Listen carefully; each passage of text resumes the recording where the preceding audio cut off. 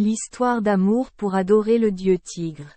La légende du culte est encore largement répandue dans la région de Ta Nguyen Tin comme suit.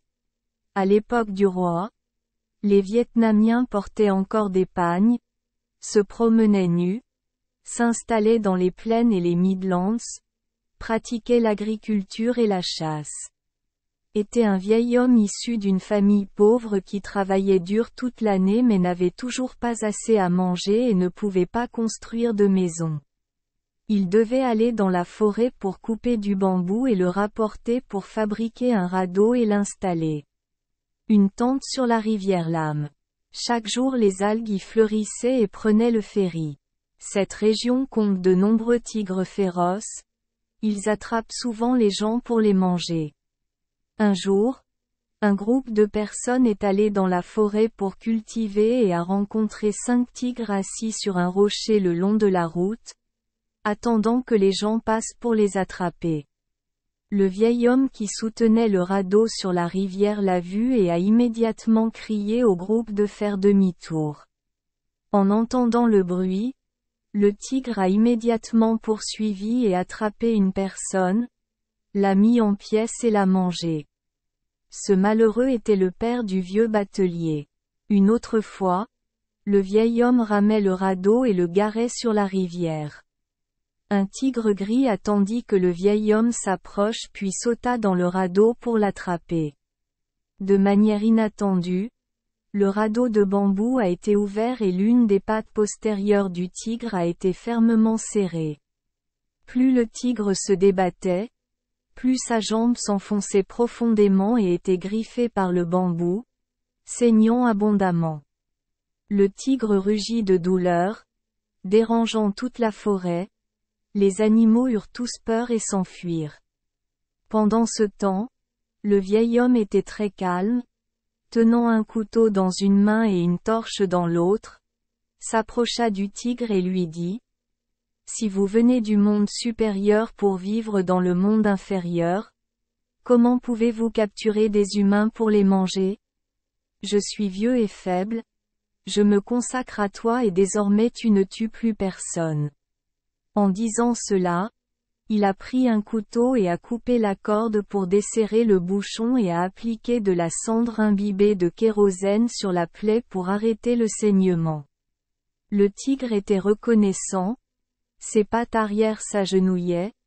Ses pattes avant restaient longtemps en signe de gratitude avant de courir dans la forêt.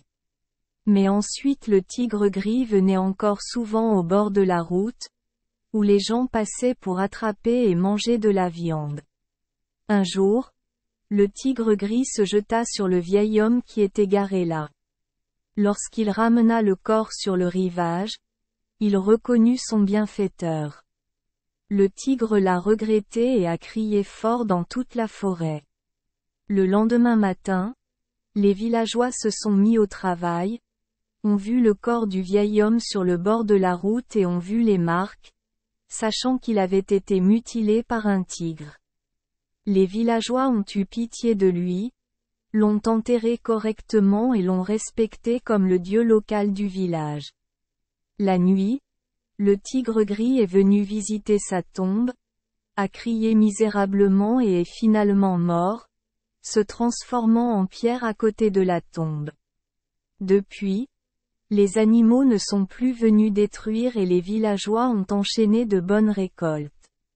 En particulier, le tigre gris est vénéré par les villageois sous le nom de Monsieur Tigre, dieu du tigre. Monsieur 30. Les tigres de pierre placés dans les temples, sanctuaires, tombeaux. Sont tous agenouillés, la gueule grande ouverte, rappelant l'histoire ci-dessus.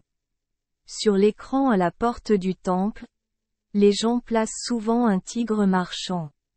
Marche de pierre cahoteuse. Avec cette posture, le tigre représente la puissance du monde de Pluton. Les gens vénèrent également les 5 tigres pour symboliser les 5 directions. Le tigre jaune au milieu est appelé le milieu, le tigre rouge est le sud, le tigre vert est l'est, Le tigre blanc est l'ouest et le tigre noir est le nord. Point. Tous ont le sens de prier pour la pluie et pour que toute chose grandisse et se développe. Merci les enfants des Esperluette Croisillon 39. Avoir écouté des contes de fées au jour Esperluette Croisillon 39. 8. Espérons que les histoires apporteront aux enfants des moments heureux et significatifs. Si vous aimez notre chaîne, veuillez appuyer sur le bouton S Esperluette Croisillon 39. Abonner, pour ne manquer aucune histoire intéressante. Je vous souhaite une bonne nuit de sommeil et de beaux rêves. Rendez-vous dans la prochaine histoire.